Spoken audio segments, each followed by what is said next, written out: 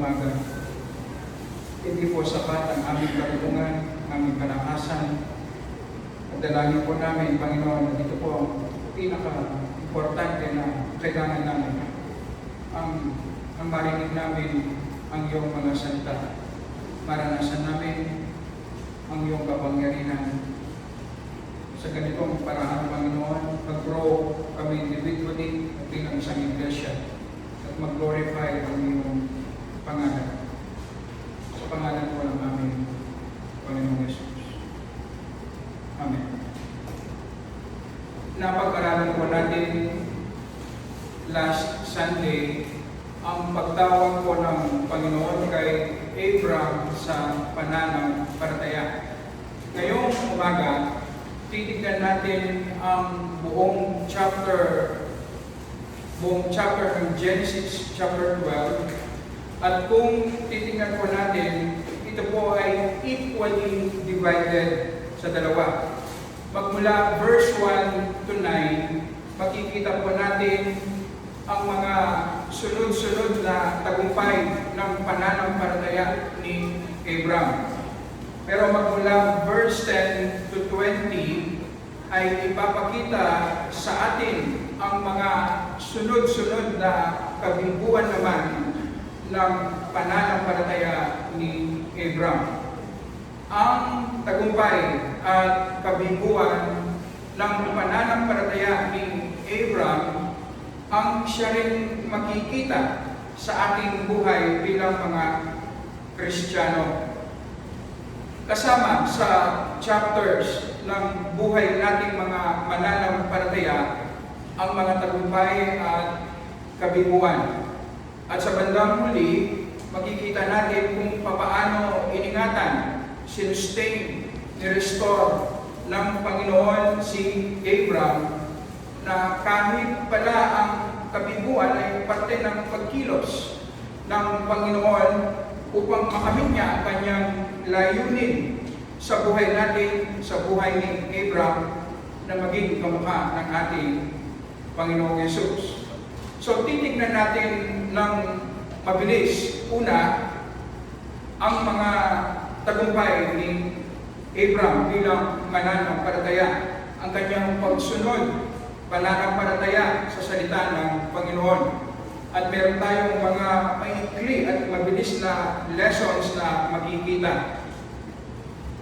Tignan natin na tinawag una ng Panginoon si Abraham na iwan ang kanyang pamilya, lupain, at pumunta sa lugar na ituturo pa lang ng Panginoon.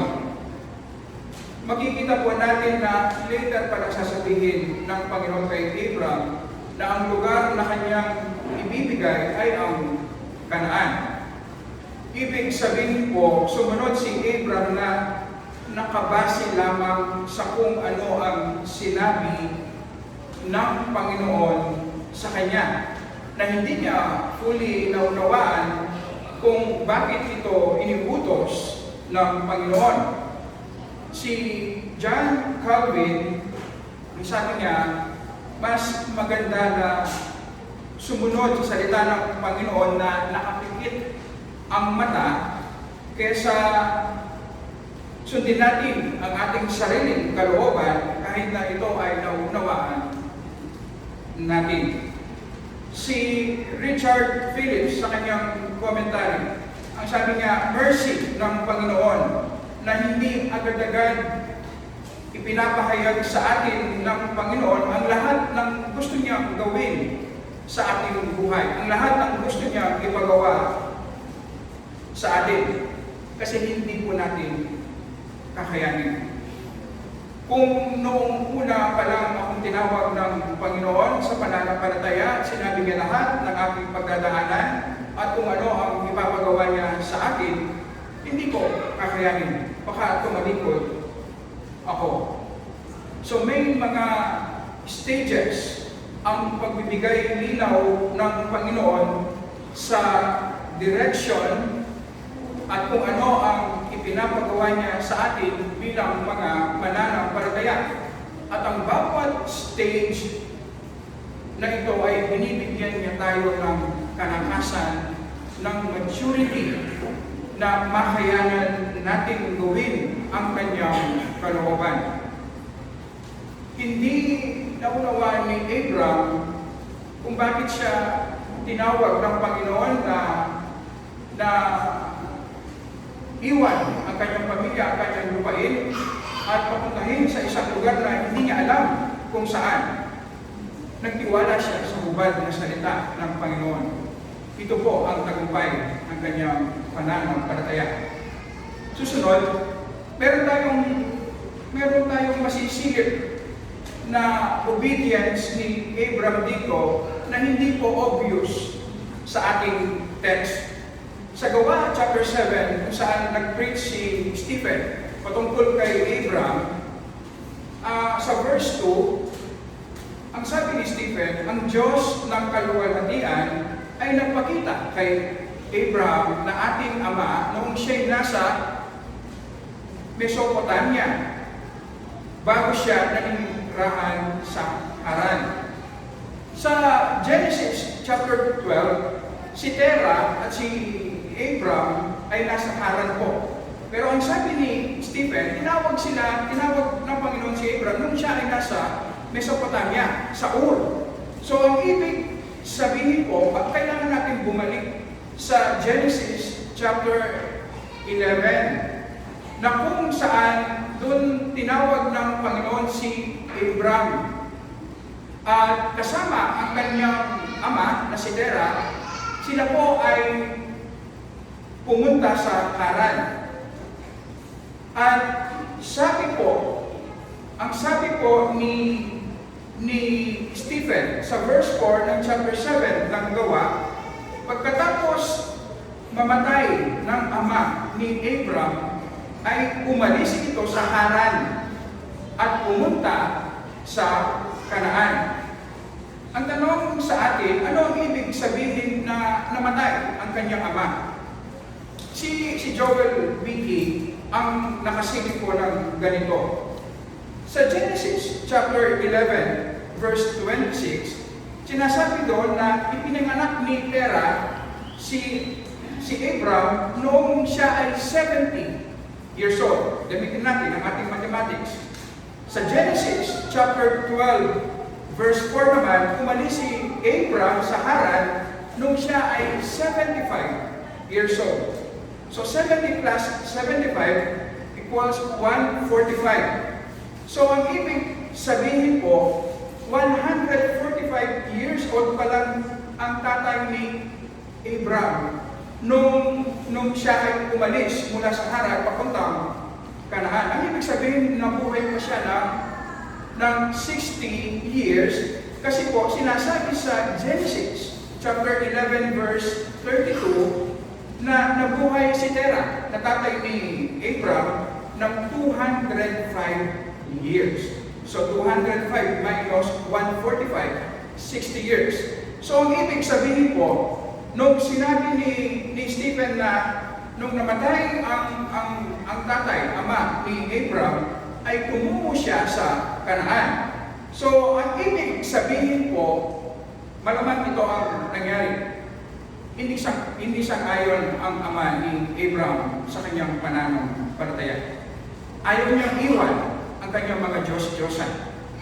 Ito ang reason kung bakit mula sa Ur, pagkatapos ng 450 miles, kalahati pa lang, ay tumigil sila sa Haran. Pero dumating sa point si Abraham na kailangan niyang mamili. Susundin ba niya ang kalooban ng kanyang ama o kalooban ng Panginoon? At nung sinabi ni Stephen na pagkamatay ng ama ni Abraham ay pumunta siya sa Kanaan, hindi po literal na namatay ang kanyang ama. Ang ibig sabihin, itinuring niyang patay. Spiritually, ang kanyang ama, masunod lamang ang kalooban ng Panginoon. So ang tunay na pananampalataya, sinasabi sa atin na kung darating sa punto na kailangan nating mamili ang kalooban ba ng ating katugo o ang kalooban ng Panginoon, pipiliin natin kalooban ng Panginoon.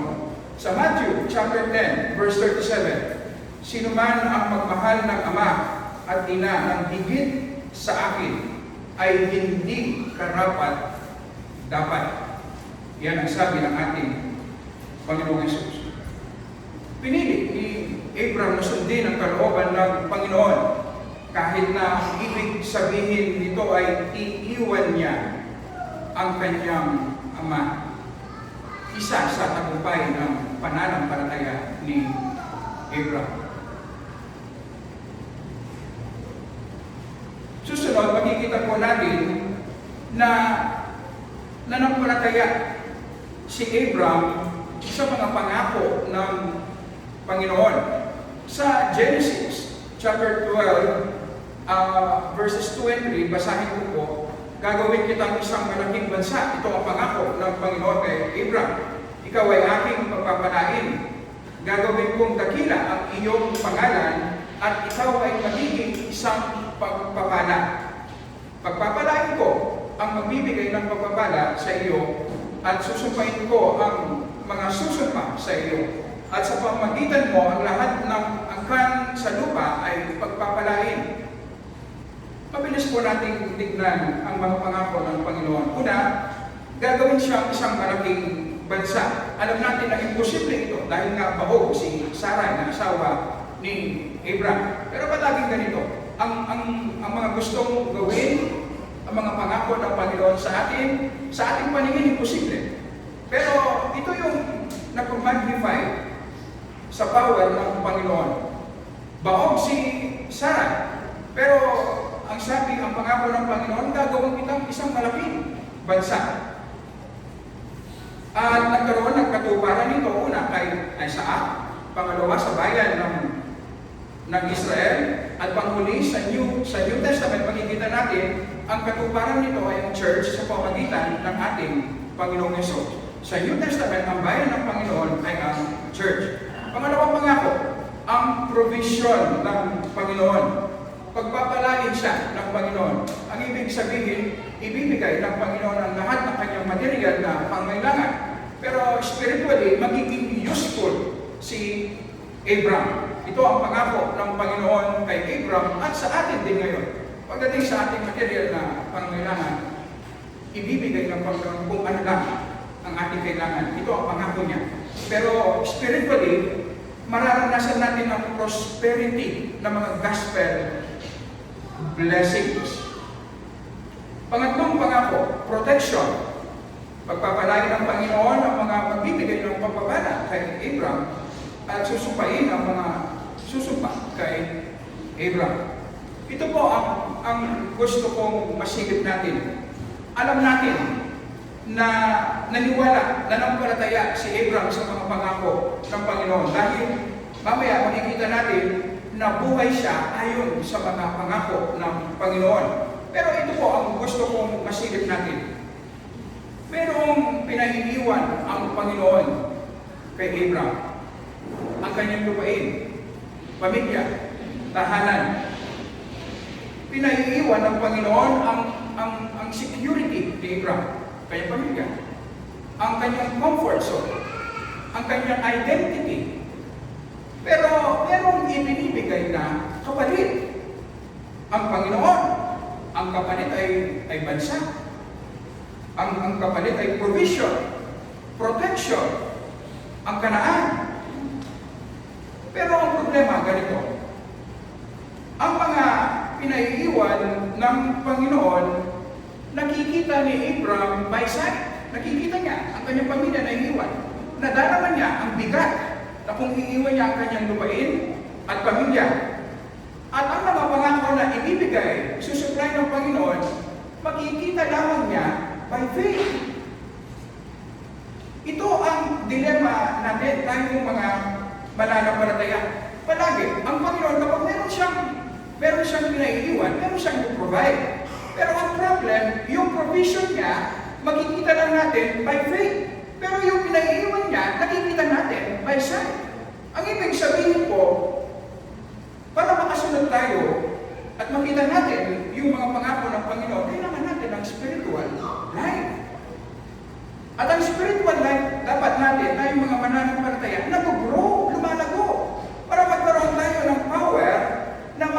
natin ang mga promises ng Panginoon at ang mga promises na ito ay maging mabigat at maging totoo sa ating mga puso at mag-operate tayo ngayon, mabuhay tayo base sa mga promises at hindi base sa kung ano ang nakikita at nadarama natin.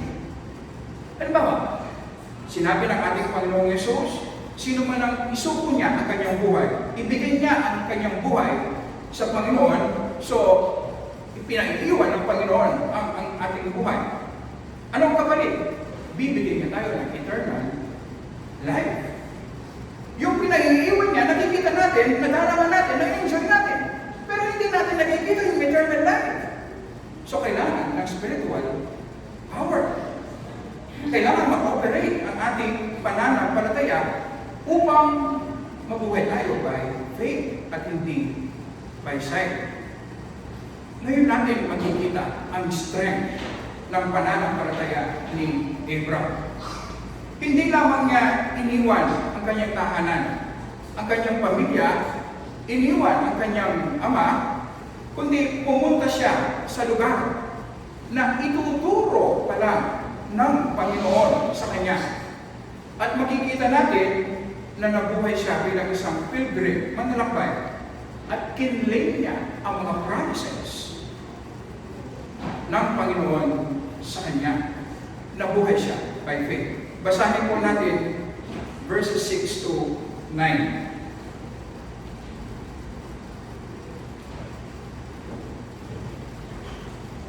Verse 6. Dumaan ka sa lupain dumaan sa lupain si Abraham hanggang sa lugar ng Shechem. Nasa Kanaan na po si Abraham dito. Sa punong ensina ng More. Noon, ang mga Cananeo ay nasa lupain iyon, ang mga unbelievers. Nagpakita ang Panginoon kay Abraham at sinabi, ibibigay ko ang lupain ito sa iyong lahi. Ang lahi na tinutukoy dito ay ang Panginoon Yesus. At siya'y nagtayo roon ng isang dambana sa Panginoon na nagpakita sa kanya. Mula roon ay lumapit siya sa bundok na nasa silangan ng Bethel at doon niya itinayo ang kanyang tolda at nasa kanluran ng Bethel at nasa silangan ng Ai, siya'y nagtayo roon ng gambana. 2 beses siya nagtayo ng gambana sa Panginoon at tinawag ang pangalan ng Panginoon. Si Abraham ay patuloy na naglakbay hanggang sa Negev. Pagdating ni Abraham sa Kanaan, nasa promised land na siya, inikot niya ang Kanaan. At nagtayo siya ng altar 2 beses sa lugar ng Shechem at sa lugar ng Bethel. Sinasabi ng mga commentators, ito yung sentro ng pagsamba ng mga Diyos-Diyosan, ng mga Kananita noon. So, ang ibig sabihin, ang pagtatayo ng gambana ni Abraham o altar ay simbolo ng kanyang pagkiklaim na ito ang lupa na ipinangako ng Panginoon na ibibigay niya sa aking mga lahi. At kasama din dito, sinasamba niya ang Panginoon. Dahil marami sila, ang pagsamba nila ay public worship. So kasama din dito, pinipreach niya ang gospel base sa kanyang understanding. Kasama din dito ay nag-aalay siya ng sacrifice na simbolo ng kanyang pag-aalay ng buhay sa Panginoon. Ang ibig sabihin po, nabubuhay siya base sa kung ano ang sinasabi ng salita ng Panginoon at hindi base sa kung ano ang nakikita niya sa kanyang paligid. Nabuhay siya by faith. Ang mabilis na application sa atin. Tayo ngayon kailangan din natin magtayo ng dambana. Una, sa ating puso. Na araw-araw naglalaan tayo ng oras sa word and prayer dahil gusto natin i-worship ang Panginoon. Kailangan natin i-worship ang Panginoon. Pangalawa, sa ating pamilya. Kaya meron tayong family worship. Gusto natin i-worship bilang isang pamilya ang Panginoon. Pangatlo, bilang isang church. public gathering. Kailangan tayong mag-worship, tayong mga mananampalataya publicly. Pang-apat, sa harapan ng mga unbelievers, sa pamamagitan ng ating transformed life, ay pinipreach natin ang gospel. At sa ganitong paraan ay sinasamba natin ang Panginoon. Ganito ang naging buhay ni Abraham nung siya ay nasa Canaan. Sinasabi ng writer ng Hebrews, siya ay nabuhay bilang isang manlalakbay, bilang isang pilgrim. Ang kanyang buhay ay taliwas sa makamundo at makasalanang practices doon sa Canaan. Nabuhay si Abraham base sa pangako ng Panginoon sa kanya. Ito ang sa pangtagumpay ng kanyang pananampalataya. Isang lesson na makukuha natin sa verses. Pansinin po natin, pagdating ni Abraham sa Canaan, sa Shechem, kinausap siyang muli ng Panginoon upang ulitin, i-confirm muli ng Panginoon ang pangako niya kay Abraham. Ang sabi ng Panginoon, ibibigay ko sa iyo ang mga lupain ito sa iyong binhi. Kung i-analyze po natin, pagkatapos ng mga sunod-sunod na obedience ni Abraham sa salita ng Panginoon, iniwan niya ang kanyang lupain, iniwan niya ang kanyang ama, nabuhay siya sa pagsunod sa base sa simpleng salita lamang ng Panginoon. Pagdating niya sa Canaan, nangusap muli ang Panginoon sa kanya para i-confirm ang kanyang pangako, para palakasin si Abraham, iparamdam ang kanyang presensya. Importanteng lesson sa atin. Ganito pala, kapag nagsisikap tayo sumunod sa kalooban ng Panginoon, mas lalo natin mararamdaman ang presensya niya sa ating buhay. Magkakaroon tayo ng light na mas lalo nating maunawaan ang kanyang mga salita, maranasan ang kanyang pag-ibig, makita ng malinaw ang ating mga sarili sa marami nating mga kasalanan, at makita natin malinaw ang gospel. Ang gospel ngayon hindi na siya isang teorya, kundi nararanasan natin at nararamdaman natin. Alam niyo po ba, ang ganitong klaseng blessing ibinibigay ng Panginoon kapag sumusunod tayo. Sa Matthew 13, verse 12, sapagkat sino mang mayroon ay lalo bibigyan. Ganito po mag-isip ang Panginoon.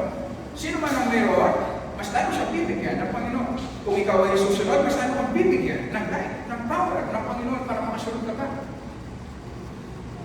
Ngunit, sino mang wala, sino mang hindi susunod, pati ang nasa kanya ay pupunin.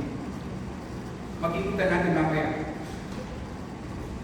kay Abraham mamaya nung siya ay tumalikod sa kalooban ng Panginoon, malalang ang nangyari kay Abraham dahil winidraw ng Panginoon ang kanyang presensya.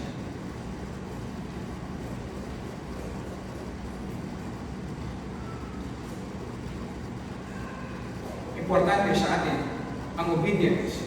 Hindi po nakakapagligtas sa obedience. Ang nakakapagligtas ay ang pananampalataya natin sa Panginoong Yesus. Pero ang tunay na pananampalataya nagbubunga ng obedience. At kapag nagsisigap tayo mag-obey, mas lalo tayo bibigyan ng kalakasan, ng blessing. Ipaparamdam ng Panginoon sa atin ang kanyang presensya. Ito ang mga tagumpay ng pananampalataya ni Abraham. Tignan natin naman ang kanyang mga kabiguan. Habang si Abraham ay nasa Canaan at nabubuhay sa pagsamba at pagsunod sa kalooban ng Panginoon, nagkagutom. Nagkaroon ng famine sa lupain ng Kanaan. Biglang naharap sa pagsubok si Abraham. Iniisip natin dahil naging masunurin naman si Abraham, di dapat sana i-reward siya ng Panginoon. Maging magaan, maging komportable ang kanyang buhay. Pero hindi po ganyan ang kaparaanan ng Panginoon. Sa James chapter 1 verses 2 to 4, basahin ko po mga kapatid ko, ituring yung buong kagalakan kapag kayo naharap sa saring pagsubok. Yung inyong nalalaman na ang pagsubok sa inyong pananampalataya ay nagbubunga ng pagtitiis, Christ-likeness. At inyong hayaan na malubos ng pagtitiis ang gawa nito upang kayo maging sakdal at ganap at walang anumang kakulangan. Tama na ang pananampalataya ni Abraham ay genuine at ito ay lumalago. Pero makikita natin sa kung paano tutugon si Abraham sa kanyang pananaw sa pagsubok na ibinigay ng Panginoon sa kanya, makikita natin na marami pa dapat i-improve si Abraham. Kailangan pa niya mag-grow bilang mananampalataya.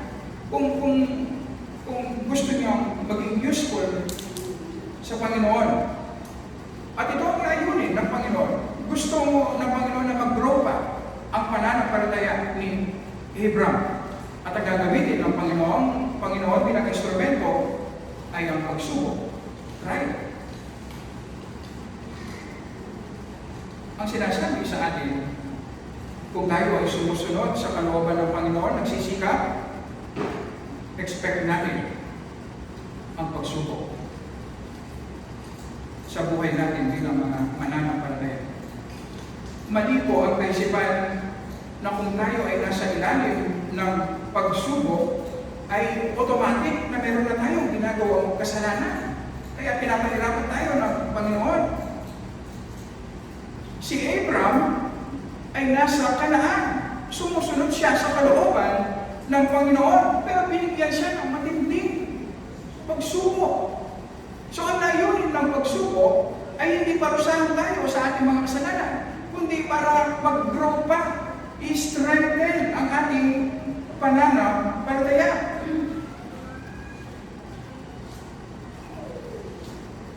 So kung titignan natin sa ganitong aspeto ang mga pagsubok, ang ibig sabihin blessing sila.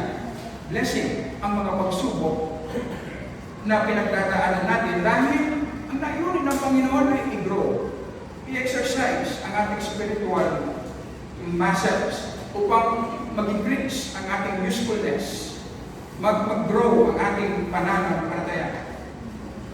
Ganito po ang mangyayari. Kung magkakaroon tayo ng tamang expectation na parte nga ng buhay natin bilang mga Kristiyano ang pagsubok upang i-grow tayo ng Panginoon, magiging handa tayo kapag dumating ang pagsubok. Ito po ang hindi alam ni Abraham. Nagulat siya na habang siya ay sumusunod, biglang meron dumating na matinding pagsubok at hindi siya nakatugon ng tama. Makikita natin mamaya, dumating ang pagsubok kay Abraham. Tumalikod siya sa Panginoon. Nabuhay siya base sa kanyang sariling diskarte at kaalaman. At makikita natin bunga, napakaraming kasalanan na sunod-sunod na ginawa ni Abraham. Isang wise na tugon kapag nasa ilalim tayo ng pagsubok. Kapag sinusubok tayo ng Panginoon, ang ibig sabihin, tinatarget niya yung mahina sa atin. Ang ibig sabihin, tinatarget ng Panginoon yung blind spot natin. So ang ibig sabihin, hindi natin kaya. Expect natin yan, kaya mahirap na ang pagsubok. Kung magaan ang pagsubok, hindi ang pagsubok. So kung ang pagsubok ay para ipakita ang ating weakness, ang ating blind spots, ang ibig sabihin, kailangan natin ng tulong. Ito yung time dapat na hindi natin iniiwan ang Word of God at prayer. At kung pwede, dagdagan pa natin yung time natin sa Word of God and prayer. Alam niyo po ba, sa mga Psalms, makikita natin, sa mga prayers, sa Psalms, makikita natin, nilalabas nila ang lahat ng kanilang concern, ang laman ng kanilang puso, ang kanilang galit, pagdududa sa Panginoon, sa kung ano ang nangyayari sa kanilang buhay, nilalabas lahat nila sa Panginoon sa panalangin. At mismo sa panalangin, nagagamot yung problema. Pero tayo, dahil hindi tayo nag-spend ng time sa prayer, lahat ng ating concern, lahat ng ating galit, nilalabas natin sa ating kapwa. Kaya napakaraming kasalanan sa salita. Nagbubunga ng maraming kasalanan. Kapag tayo na nangihina tayo sa ating pananampalataya, sinusubok tayo ng Panginoon, yun din ang time na ayaw natin mag-attend ng church. At hindi tayo nag-attend. Di ba dapat mas lalo tayo mag-attend? Kasi nga sinusubok tayo. Nasa ilalim tayo ng pagsubok. At hindi natin kaya. Ito yung blind spot natin. Ito yung weakness natin. Hindi ba dapat mag-seek tayo ng advice sa mas mature sa atin? Kasi nga hindi natin kaya. Pero gusto natin isolve sa sarili nating kalakasan at karunungan. Blind spot nga eh. Weakness nga eh. Kaya kailangan natin ng tulong. Kaya madalas nag-fail tayo. At ang ating failure, nagbubunga ng maraming damage sa ating buhay, sa ating kapwa, mananampalataya, sa mga tao nakapaligid sa atin, pati ang ating testimony nasisira dahil hindi natin na-deal wisely with maturity. Ang ating sarili kapag tayo ay nasa ilalim ng pagsubok. Ang isang mature, kapag dumadaan siya sa pagsubok, mas lalo siya nag-spend ng time sa Word. Ang isang mature, lahat ng kanyang concern, lahat ng laman ng kanyang puso, ilalabas niya sa Panginoon sa panalangin. Ang isang mature, nagsisik niya ng advice kasi alam niya hindi niya kaya. Ito yung time na kailangan natin yung perspective ng iba. Hindi niya sinusunod ng mag-isa. Hindi siya self-sufficient. Hindi niya feel mag-attend ng church, mas dami siya mag-attend. Hindi niya feel mag-fellowship sa ibang pananampalataya, mas lalo siya. Mas lalo niyang kakausapin ng kanyang kapwa, mananampalataya. At ito ang bunga. Tahimik siyang dadaan sa pagsubok. Tahimik, baka hindi man malaman ng iba. Tahimik lang siya. Titiisin niya ang pain, ang inconvenience, kasi nga nasa ilalim siya ng pagsubok. At magpapatuloy siya matapat sa kung ano ang kaya niyang gawin. Maging matapat sa kanyang pamilya, sa mga ministry na kaya niyang gawin, sa kanyang trabaho, at dadaan ng pagsubok, matatapos sa pagsubok, na na-accomplish ng Panginoon ang gusto niyang ma-accomplish sa kanya, pero walang damage, walang gulo, walang nasira, walang nagambala, kasi nahandle niya ng maayos. Merong maturity kasi nahandle niya ng maayos sa kanyang sarili. Ito ang hindi ginawa ni Abraham. At kamukha natin si Abraham.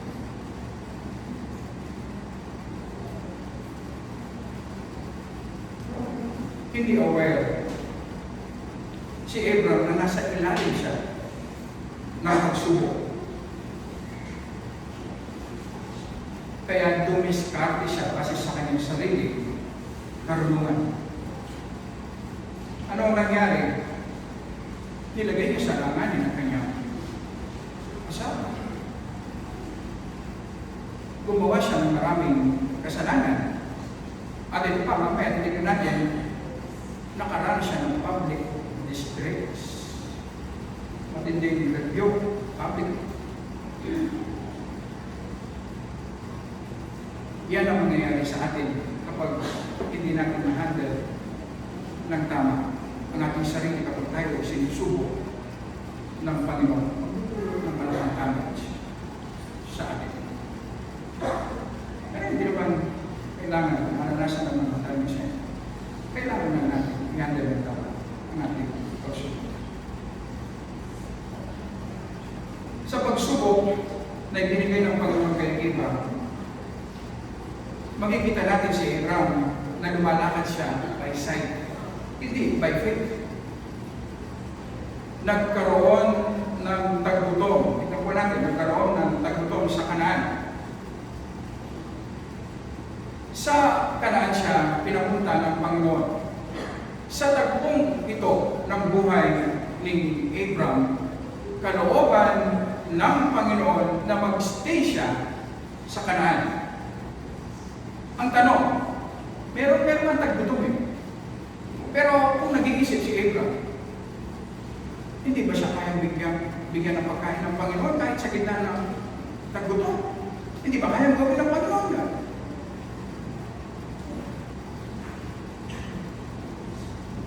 Nasaan ang pangako ng Panginoon ngayon na, di ba nangako ang Panginoon kay Abraham na papapalain siya? Nakalimutan niya. Si Abraham, nagtiwala siya sa kanyang sarili, karunungan. Nagdepende siya sa kanyang sarili, hindi sa Panginoon.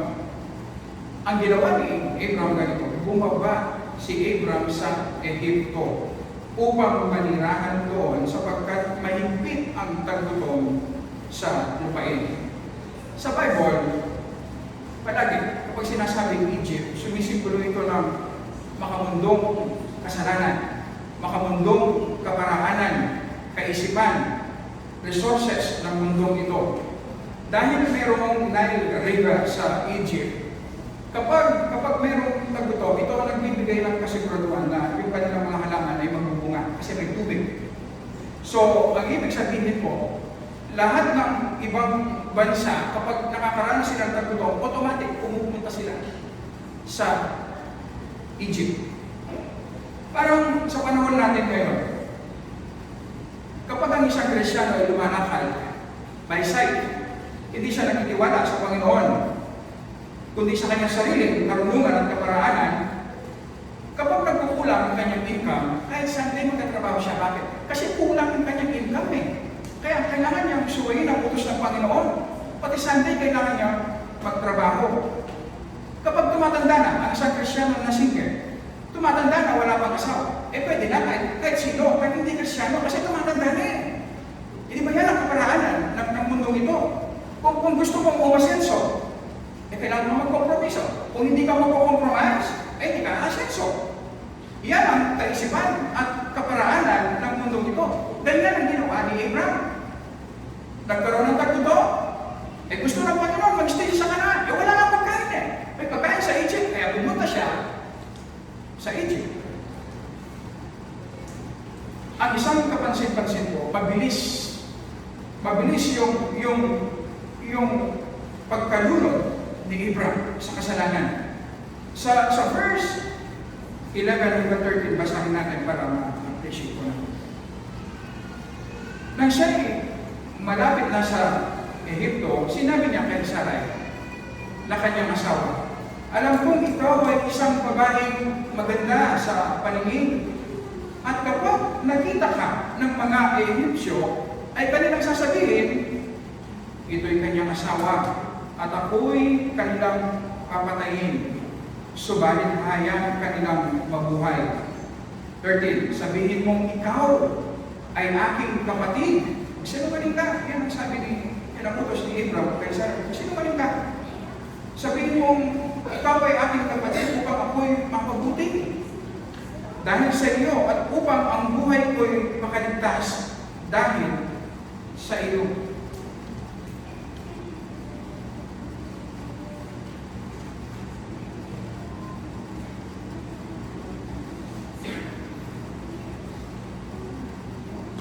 Makikita po natin ang makamundong diskarte ni Abraham. Pagdating nila sa Egypt, inutusan niya si Sarah na kanyang asawa na magsinungaling. So, yun pa lang. Masama na. Pero pansinin po natin, hindi niya nakikita na kasalanan ang pagsinungaling. Hindi sensitive sa kasalanan. Ang gusto niyang ipasabi, sabihin mo sa mga Egyptyo na magkapatid tayo para hindi nila ako patayin. Ano ang layunin ni Abraham? Para protection ng kanyang sarili. Kahit mapahamak, posible ang kanyang asawa. Hindi niya nakikita yun. Baka sarili. Para ma-appreciate naman natin si Abraham sa kanyang diskarte, kailangan natin maunawaan ang kanilang kultura noon.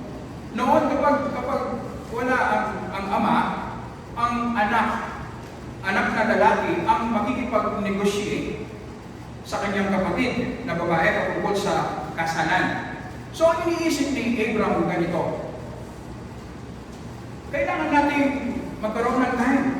Kasi pupunta lang tayo sa Egypt para kumuha ng pagkain. Ayan, kung sasabihin mong kapatid mo ko, kailangan munang magkaroon ng negosasyon patungkol sa inyong kasal. At habang nagkikipag-negosyate ako, makakaalis tayo agad. Yun ang diskarte niya.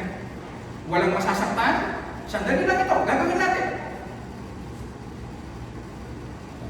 Pero pansinin po natin, ang diskarte ni Abraham nakadepende sa kasinungalingan na hindi niya nakikita. Actually po, kalahati sa kanya sinabi ito totoo. Si Sarai ay kanyang half-sister.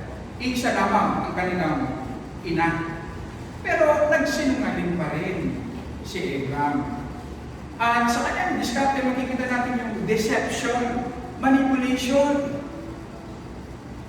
At sunod-sunod yan, na hindi nakikita na si Sensman ni Abraham yung mga kasalanan na kanyang ginagawa. Ito ang prinsipyo na sinasabi natin kanina. Kapag hindi tayo nagiging matapat, kapag nag-decide tayo na tumalikod sa kalooban ng Panginoon, ano man yung meron tayo, kukunin ng Panginoon. Kabaligtaran, nung naranasan niya ng muna, dahil sumusunod siya, meron light. Yung presensya ng Panginoon, nararamdaman niya, kaya mas lalo siya sumusunod. Ngayon na tumalikod siya sa Panginoon, withdraw ng Panginoon ang light. Kaya hindi na niya nakikita ang kasalanan na kasalanan. Lumalakad na siya ngayon by sight. Nakadepende sa kasinungalingan, sa deception, sa manipulation, pero hindi niya nakikita. Ang problema, withdraw ng Panginoon ang kanyang presensya.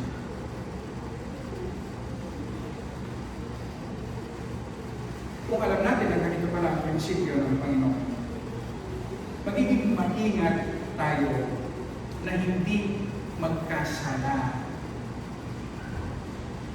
Huwag natin isipin na walang epekto. Hindi po. Malawak. Hindi na natin nakikita. Malawak ang epekto ng kasalanan. Malawak ang damage. Kasi kapag nag-decide tayo na tumalikod sa Panginoon, ihina yung spiritual power natin. Ang ibig sabihin, dati kapag nagbabasa tayo ng Bible, naiintindihan natin. Kapag nag-pray tayo, nararamdaman natin. Pero ngayon, dahil tumalikod tayo sa Panginoon, bakit walang insight? Nag-pray ka, parang wala kang kausap. Withdraw kasi ng Panginoon ang kanyang presensya, ang kanyang blessing. Bakit? Kasi nag-decide ka na gumawa ng kasalanan. At dahil withdraw ng Panginoon ang kanyang presensya, walang light, hindi mo nakikita ang iyong sarili, wala kang spiritual power, ano mangyayari? Magpapatuloy ka sa kasalanan. Mag-multiply ang kasalanan. Kasi nga wala kang power eh. Wala kang light. Hanggang sa mabaon ka sa kasalanan, hanggang sa masira ka, kung hindi lang makialam ng Panginoon.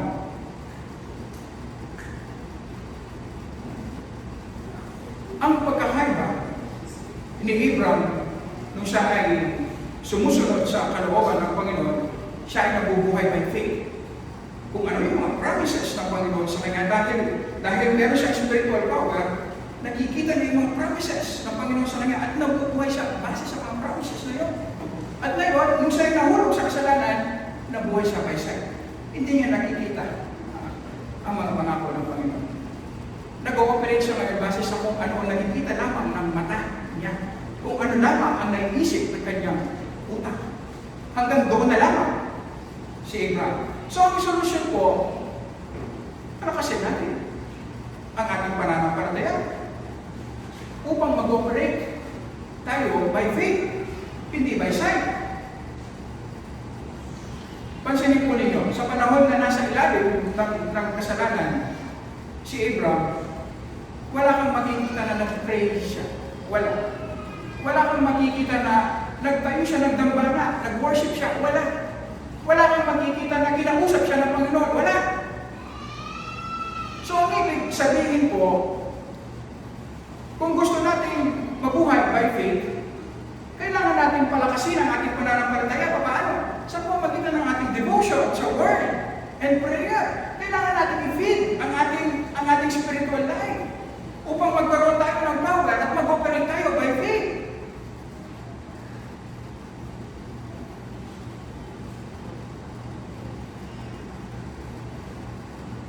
Ito ang nangyayari sa atin kapag tayo ay nabubuhay sa kasalanan. Yun ang time na marami tayo sa Word and prayer.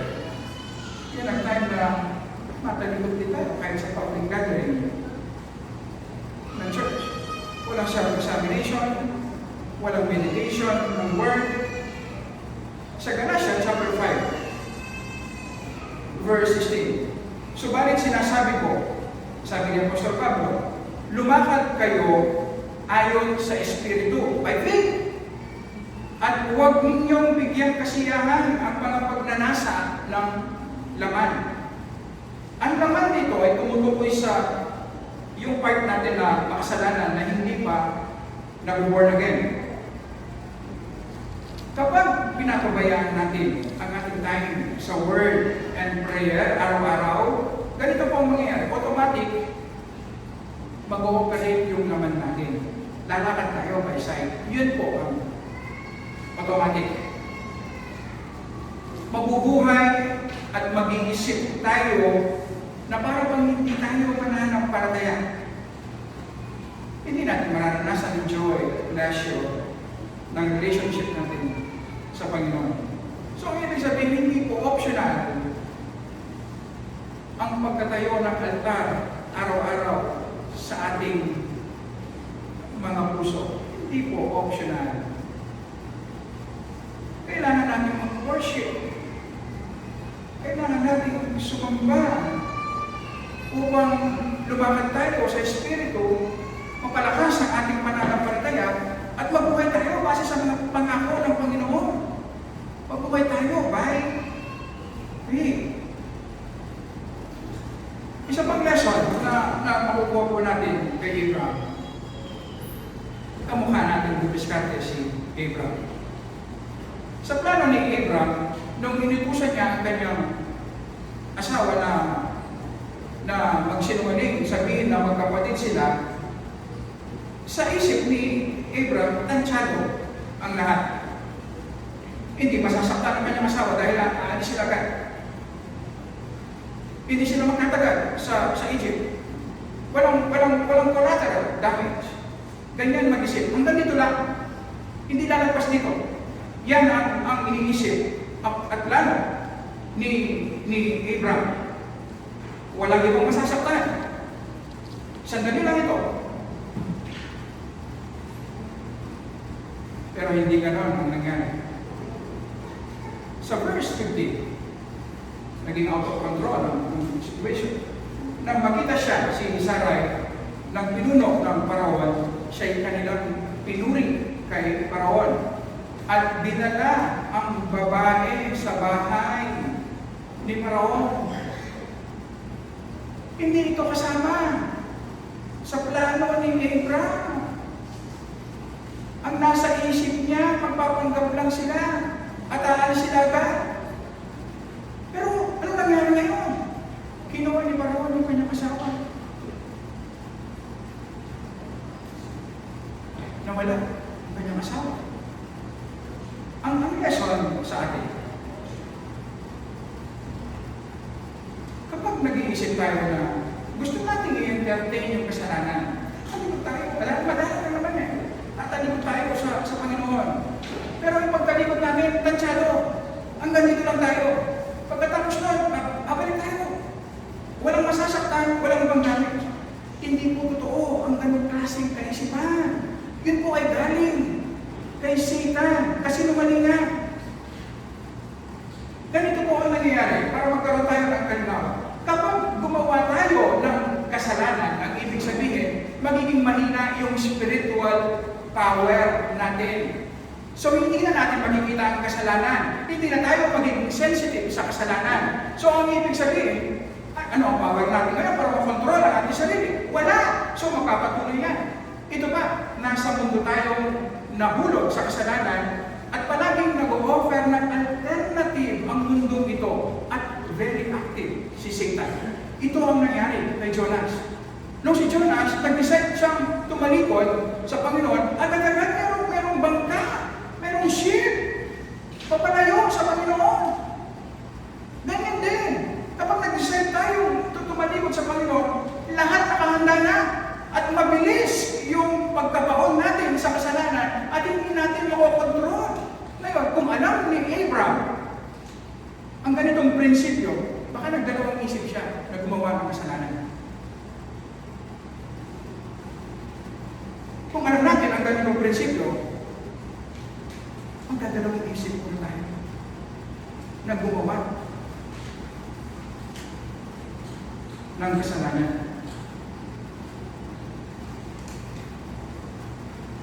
Nag-fail si Abraham bilang mananampalataya. Pero hindi ang kanyang failures ang may final say sa kanyang buhay. Ito ang lesson na gusto kong ipakita sa atin. Ang sustaining grace ng Panginoon sa ating pananampalataya. Sa verse 17, subalit pinahirapan ng Panginoon ang Paraon at ang kanyang sambahayan ng malubhang salot, napadala ng salot ng Panginoon dahil kay Sarai na asawa ni Abraham. Out of control na ang situation. Kung hindi makikialam ng Panginoon, si Sarai ay mapupunta sa kamay ni Pharaoh at pati ang pangako ng Panginoon na gagawin niyang isang bansa, si Abraham ay mawawala. So, ang nakadepende sa pananampalataya ni Abraham ay ang reputasyon ng Panginoon, ang mga pangako ng Panginoon. Ganon din sa atin, bilang mga mananampalataya. Ang nakataya dito ay ang glory, ang reputasyon ng Panginoon. Kaya gumawa ng paraan ang Panginoon upang i-rescue si Abraham. Ganito po ang nangyari. Habang inihahanda si Sarai upang ibigay kay Paraon, ang paghahanda sa isang babae nagre-require minsan 12 months. Nagre-require ng time. So habang inihahanda si Sarai para ibigay kay Paraon, nagpadala ng salot ang Panginoon kay Pharaoh. At posible kinausap ng Panginoon si Pharaoh patungkol kay Sarai at kay Abraham. Kaya hindi dumating sa punto na nakasama ni Pharaoh si Sarah kasi nakialam ang Panginoon. Makikita po natin lahat ng pagsubok na ibinibigay ng Panginoon sa atin. Merong boundary. Boundary. Hindi darating sa point na masisira ang ating pananampalataya.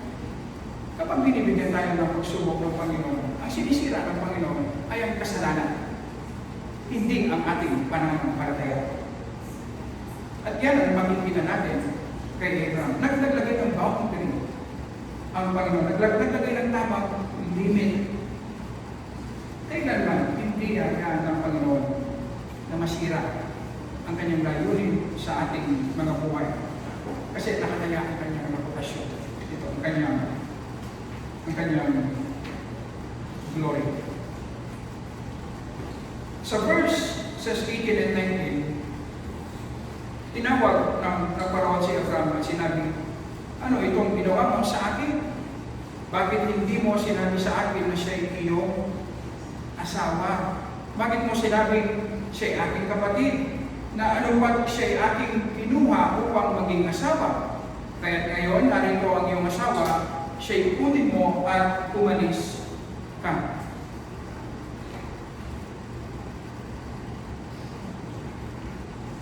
Dahil hindi nakikita ni Abraham ang kanyang kasalanan,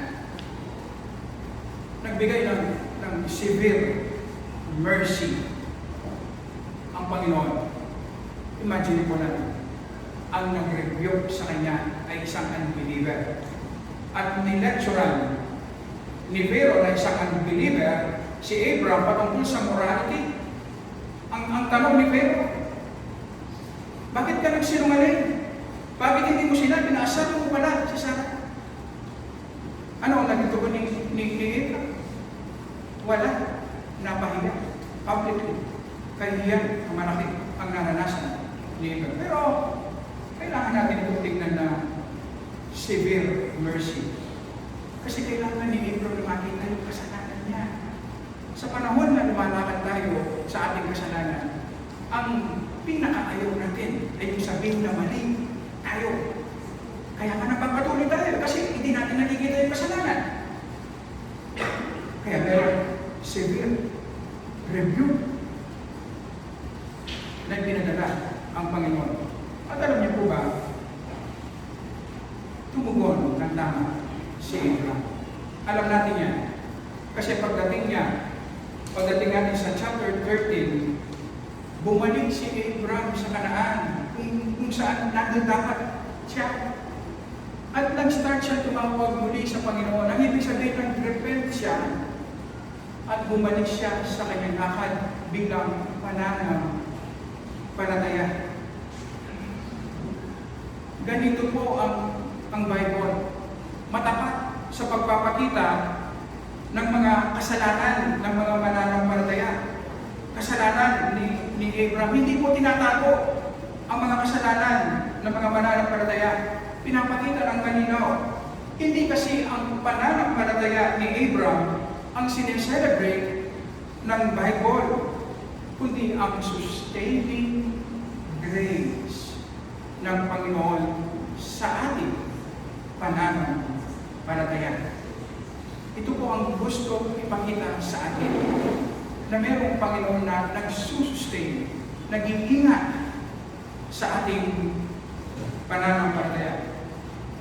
Nung binabasa ng mga Israelites ang Genesis at sila ay nasa wilderness papunta sa Canaan, nung nakita nila ang failure ni Abraham at naghahanap sila ng tagapagligtas, hindi si Abraham yung tagapagligtas kasi nagkasala siya, kamukha lang natin siyang makasalanan. Ang tanong ngayon, sino ang tagapagligtas kung hindi si Abraham? At si Abraham, tinuturo niya tayo sa kanyang binhi sa ating Panginoong Yesus.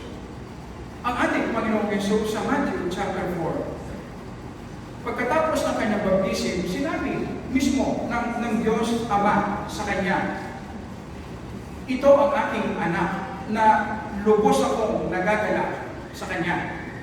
Pero pagkatapos noon, dinala siya ng Holy Spirit sa disyerto upang makaranas ng pagsubok. At pagkatapos ng 40 days at 40 nights, gutom na gutom ang ating Panginoong Yesus. Pero sa tagpong ito, ang kalooban ng Panginoon, hindi siya kakain hanggat hindi darating ang pagkain sa kanya mula sa Ama. Kaya tinanong siya ni Satan. Ang sabi ni Satan sa kanya, meron ka namang power. Kung ikaw ang totoong anak ng Diyos, bakit hindi mo gawing tinapay yung bato? Bakit mo pinahirapan ang iyong sarili? Ano ang sagot ng ating Panginoong Yesus? Hindi naman lang sa tinapay na bubuhay ang tao, kundi sa salita ng Panginoon. Kasi nasabi ng Panginoong Yesus, tama mahalaga ang pagkain, pero mas mahalaga na sundin ng kalooban ng Panginoon. Kung si Abraham dapat magstay siya sa Kanaan at magtiwala sa Panginoon, hindi niya ginawa, tumalikod siya. Ang Panginoong Yesus, hindi siya kakain Hanggang hindi siya bibigyan ng pagkain ng Diyos na later, makikita natin, mayroong ipinadalang anghel ang Panginoon para bigyan siya ng pagkain.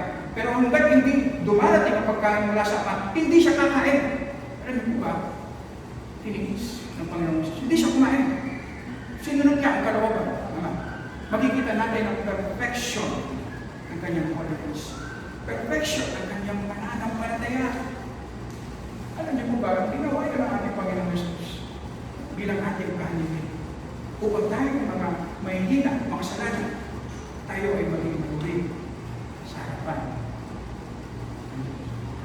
Hindi tayo nakatayo dahil sa strength ng ating pananampalataya.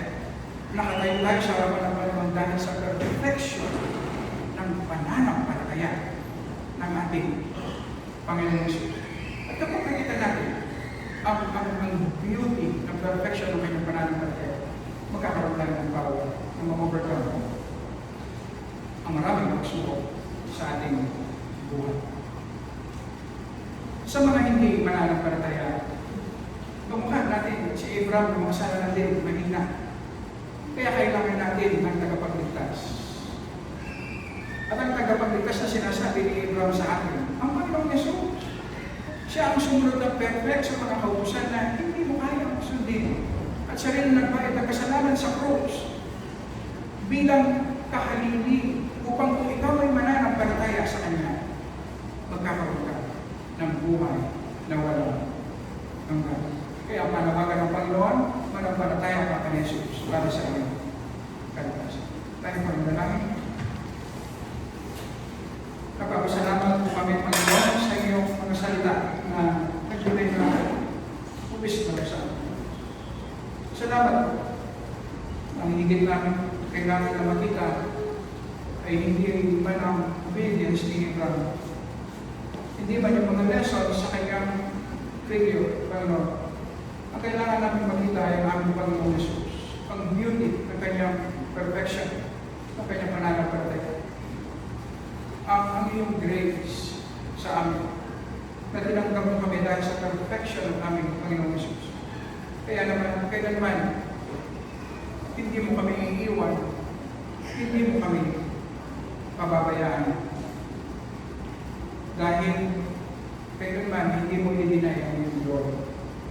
At ito ang nagbibigay ng confidence sa aming Panginoon. Sa pangalan po ng aming Panginoon. Amen. Tayo po